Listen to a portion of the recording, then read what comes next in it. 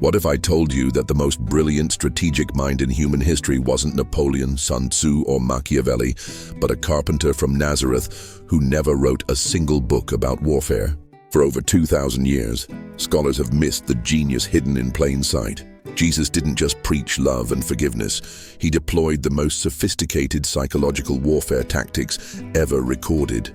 Today, I'm going to reveal 3 strategic masterpieces that allowed him to systematically dismantle every enemy who tried to destroy him. By the end of this video, you'll never see conflict resolution the same way again. This isn't theology. This is pure strategic genius that modern leaders still can't replicate. If you're building anything that matters, the 3 mental weapons I'm about to reveal are the most powerful tools in human history. These tactics were so effective. They're still studied in boardrooms today. Here's what most people get completely wrong about Jesus' greatest enemies. They think the Pharisees were just jealous religious leaders who couldn't handle his popularity. That's surface-level thinking. The reality is far more complex and reveals a strategic genius that most historians completely miss. The Pharisees weren't random critics. They were the intellectual elite of their society. Masters of religious law who had spent decades memorizing every single regulation in Jewish tradition. These weren't emotional reactionaries. They were calculated opponents who understood that Jesus represented an existential threat to their entire power structure. Think about their position. They had built their authority on being the exclusive interpreters of divine law. Every single ruling, every judgment, every decision about what was right and wrong flowed through them. They were essentially the Supreme Court, Congress, and executive branch all rolled into one religious authority. Then this carpenter shows up and starts making pronouncements about the law that bypass their entire system. He doesn't quote their interpretations. He doesn't seek their approval. He speaks as if he has direct authority to reinterpret centuries of religious tradition. But here's where it gets interesting, and where most people miss the strategic brilliance. The Pharisees didn't attack Jesus with emotional arguments or personal attacks. They deployed what they thought was an unbeatable strategy. They would trap him in logical contradictions, using his own words against him. Their plan was elegant in its simplicity. They would pose questions where any answer would either violate Roman law or Jewish law.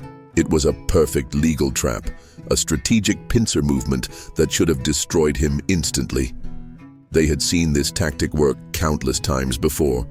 Religious teachers who got too bold would eventually say something that either angered Rome or violated sacred tradition. Then they could move in for the kill with complete legitimacy. But what happened next reveals a level of strategic thinking that makes modern political strategists look like amateurs.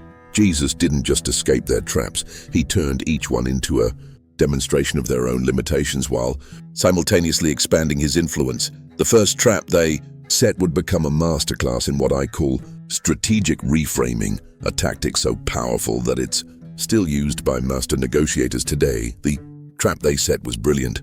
They brought him a woman caught in adultery, knowing that Jewish law demanded she be stoned to death. Their logic was perfect. If Jesus said stone her, he would violate Roman law, which didn't allow Jews to carry out executions.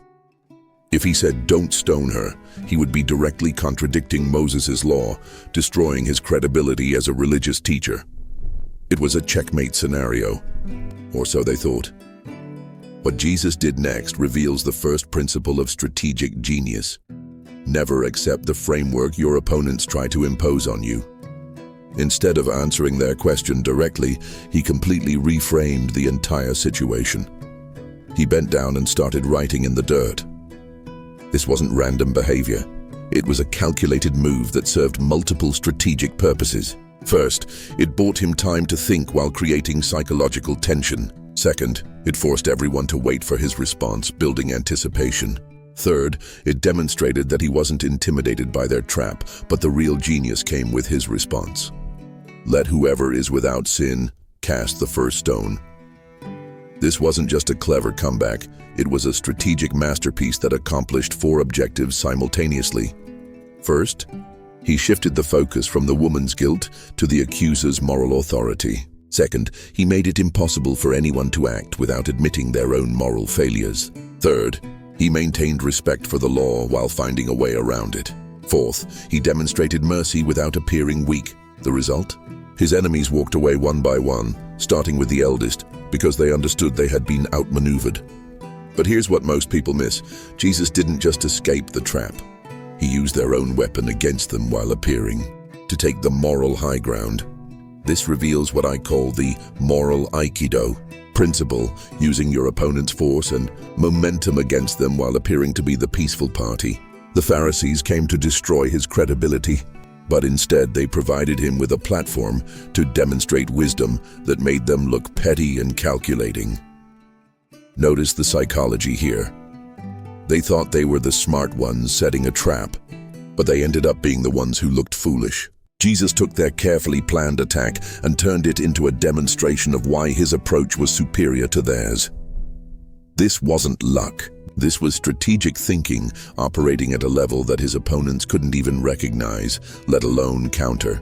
They were playing checkers while he was playing 4D chess. Think of this like a master martial artist facing multiple attackers. The worst strategy would be to meet force with force. That's how you get overwhelmed. Instead, the master uses redirection, turning the attacker's energy against each other while maintaining perfect balance. This is exactly what Jesus did with the adultery trap. The Pharisees came at him with legal force, trying to pin him down with an impossible choice.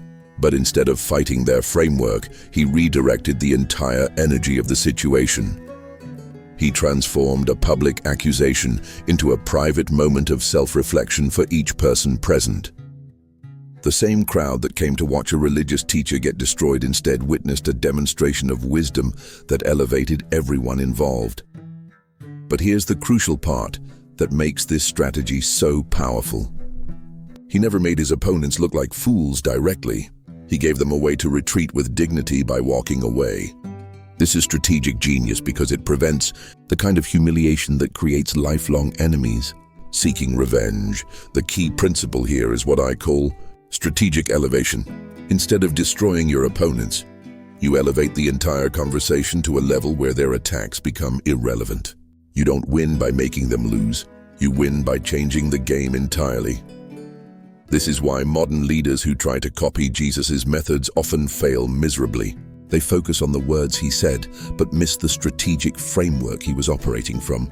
They think it's about being nice or morally superior. That's not it at all. Jesus understood that true power comes from controlling the framework of the conversation itself. When you can determine what the real issue is, you've already won, regardless of what your opponents think they're fighting about. If this is exploding your mind, stop now and hit subscribe. The next strategy will blow your understanding. The second trap the Pharisees set was even more sophisticated, and it reveals something crucial about how genius-level strategic thinking actually works. They learned from their first failure and decided to attack Jesus where they thought he was most vulnerable: his relationship with Roman authority. The question they asked seems simple on the surface. Should we pay taxes to Caesar? But this was actually a masterwork of strategic positioning that took weeks to plan and involved multiple parties working together. Here's why this trap was so much more dangerous than the adultery question. It wasn't just about Jewish law versus Roman law. It was about survival itself. The Roman Empire had zero tolerance for tax rebellion, and they had crucified thousands of Jews for even suggesting resistance to Roman taxation. The Pharisees had studied Jesus' teachings about God's kingdom and concluded that he must be opposed to Roman authority. After all, how could someone who claimed divine authority accept the legitimacy of Caesar's demands? They were betting that Jesus would either have to compromise his spiritual message or reveal himself as a political revolutionary. If he said, "Don't pay taxes," they could immediately report him to Roman authorities as a seditious rebel. Case closed, he'd be dead within days. If he said, "Pay the taxes," he would look like a collaborator with the occupying force, destroying his credibility with the Jewish people who saw him as their potential liberator. But there's something even more sophisticated about this trap that reveals the level of opposition Jesus was facing. The Pharisees didn't ask this question in private. They asked it in front of a crowd that included Roman sympathizers and Jewish nationalists. They were trying to force him into a public position that would turn one of these groups against him instantly. This shows that his enemies had evolved their strategy. They weren't just trying to catch him in a logical contradiction anymore. They were trying to destroy his base of support by forcing him to alienate key constituencies. Think about the political genius required to navigate this situation. Modern politicians with entire teams of advisors and polling data struggle with questions that are far less dangerous than this one. Jesus had seconds to respond to a question that could literally mean life or death. The crowd was watching, his disciples were nervous, and his enemies were confident they had finally cornered him. This time there seemed to be no possible escape that wouldn't damage his mission or endanger his life. Jesus' response to the tax question demonstrates the second principle of strategic mastery. Create a third option when your opponents try to limit you to two bad choices. First, he asked them to show him the coin used for taxes. This wasn't just buying time. It was a strategic move that would expose the hypocrisy of his accusers while setting up his escape route. When they handed him the Roman denarius, he asked whose image and inscription were on it. They answered, Caesar's. Now here's where the genius becomes visible. By making them produce the coin and identify Caesar's image, he had already proven that they were participating in the Roman monetary system they were trying to use against him.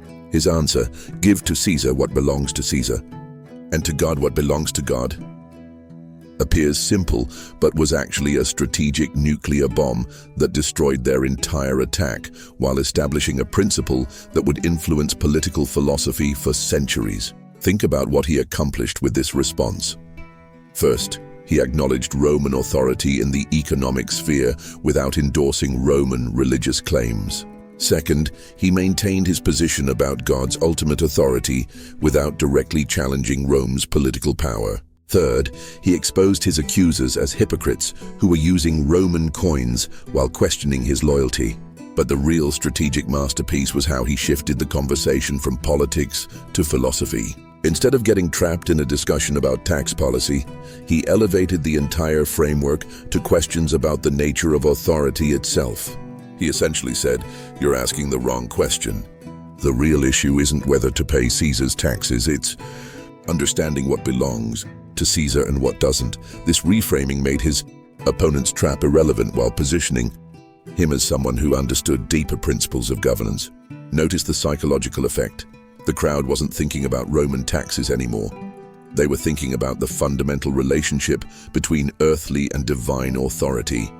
Jesus had taken a political trap and turned it into a teaching moment that actually increased his influence. The Pharisees found themselves in an impossible position.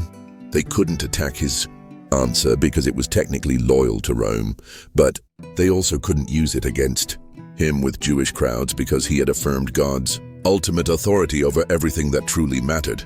Even more brilliantly, he had made it clear that anyone using Roman money was already participating in Caesar's system, making their accusations against him look petty and self-serving. This reveals the second strategic principle I mentioned, option creation.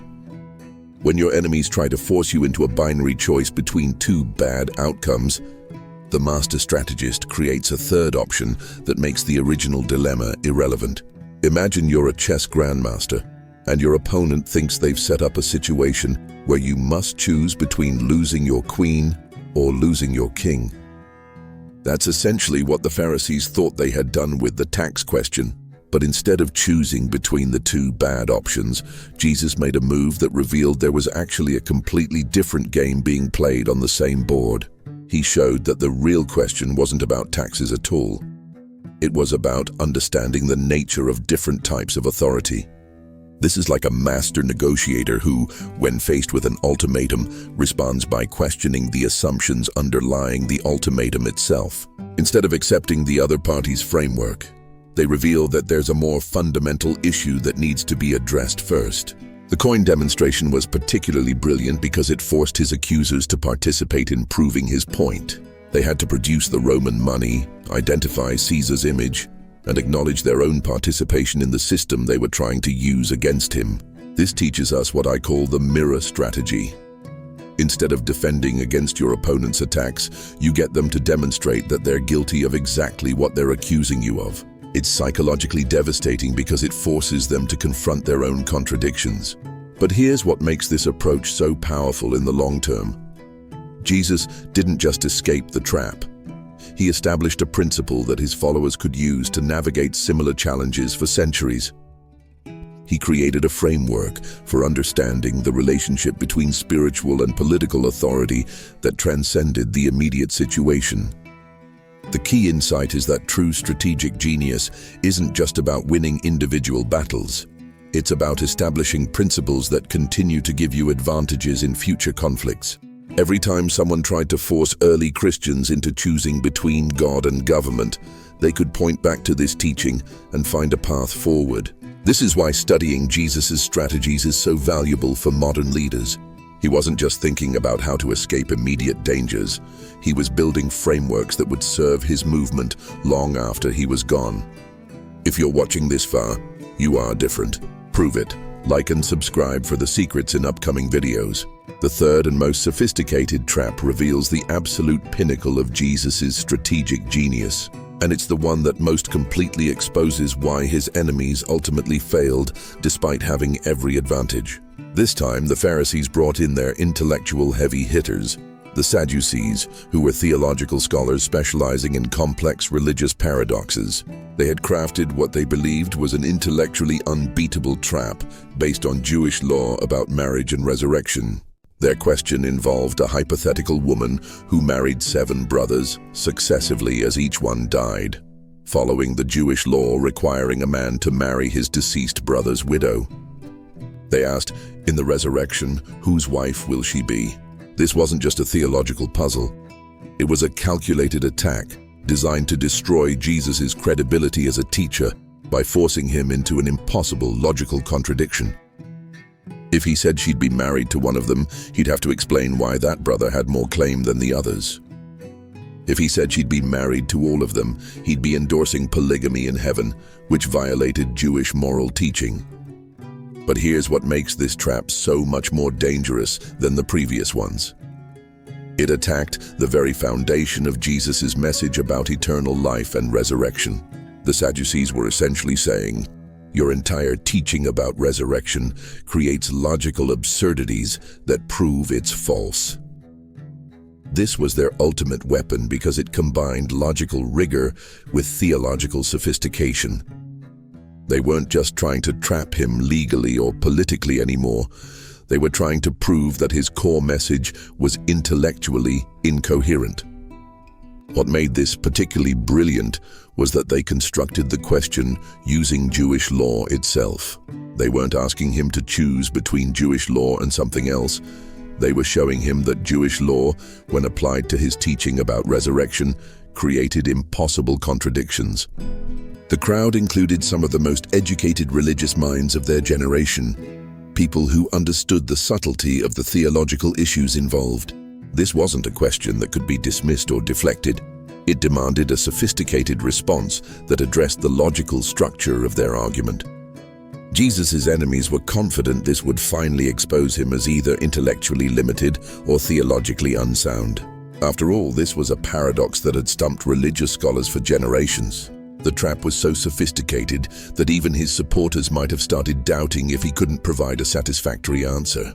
This was their checkmate moment, the final proof that this carpenter couldn't match the intellectual rigor of trained theological scholars. Jesus' response to the resurrection question demonstrates the third and most advanced principle of strategic mastery. Expose the fundamental assumptions your opponents don't even realize they're making. Instead of getting caught in the logical trap they had constructed, Jesus did something that completely stunned his intellectual opponents. He revealed that their entire question was based on a category error that exposed their limited understanding of the very subject they claimed to be experts on. His response was devastatingly simple. You are badly mistaken because you know neither the scriptures nor the power of God. When people rise from the dead, they neither marry nor are given in marriage, but are like angels in heaven. This wasn't just an answer. It was a strategic demolition of their entire approach to theological reasoning. He showed that they had made a fundamental error by assuming that resurrection life would operate according to the same physical and social constraints as mortal life. But the real genius was in what came next. He turned their own expertise against them by quoting a scripture passage they knew intimately. "Have you not read what God said to you? I am the God of Abraham, Isaac, and Jacob." He's not the God of the dead, but of the living. This was strategic brilliance on multiple levels. First, he used their own sacred text to prove his point about resurrection. Second, he chose a passage so fundamental that questioning it would undermine their entire religious system. Third, he demonstrated that their sophisticated theological training had caused them to miss an obvious truth that was hiding in plain sight in their most basic scriptures. The psychological effect was devastating. These were men who had spent their lives memorizing and analyzing religious texts. And Jesus had just shown them that they had missed a crucial implication of one of the most fundamental passages in their tradition. But here's where the strategic mastery becomes almost supernatural. He didn't just answer their question. He revealed that they didn't understand the very subject they were questioning him about.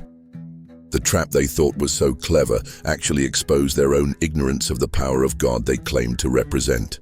Notice what happened to the crowd dynamics. Instead of seeing Jesus stumped by superior scholarship, they witnessed him demonstrate a depth of understanding that made his opponent's learning look superficial. The very people who came to expose him as intellectually limited ended up looking like they were the ones who didn't understand the deeper principles they were discussing. The text records that after this exchange, no one dared ask him any more questions. This wasn't because they were afraid of being rude. It was because Jesus had demonstrated a level of strategic and intellectual superiority that made further challenges pointless. He had taken their most sophisticated attack and turned it into a teaching moment that elevated everyone's understanding while simultaneously proving that his opponent's expertise was based on fundamental misconceptions about the nature of spiritual reality. Think of this like a master programmer debugging code written by junior developers. The juniors have created what they think is a sophisticated program, but it keeps crashing. They bring it to the master, confident that the problem is so complex it will stump even him. But the master takes one look at the code and immediately identifies the issue. They built the entire program on a false assumption about how the operating system works. Their sophisticated logic was perfectly executed, but it was based on a fundamental misunderstanding of the environment they were programming for. This is exactly what Jesus did with the resurrection question. The Sadducees had constructed an intellectually rigorous argument, but their entire logical framework was based on assuming that resurrected life would operate like physical life. Once that assumption was exposed as false, their entire argument collapsed. The genius wasn't just in recognizing their error, it was in demonstrating that this error revealed a deeper ignorance about the very subject they claimed to be experts on. He showed that their sophisticated theological training had actually made them less capable of understanding spiritual truth, not more. This teaches us the most advanced strategic principle: assumption archaeology. Instead of fighting your opponents on the level they choose, dig down to discover the hidden assumptions they're not even aware they're making. Once you expose these assumptions as false, their entire attack structure collapses. But Jesus went beyond just defending himself.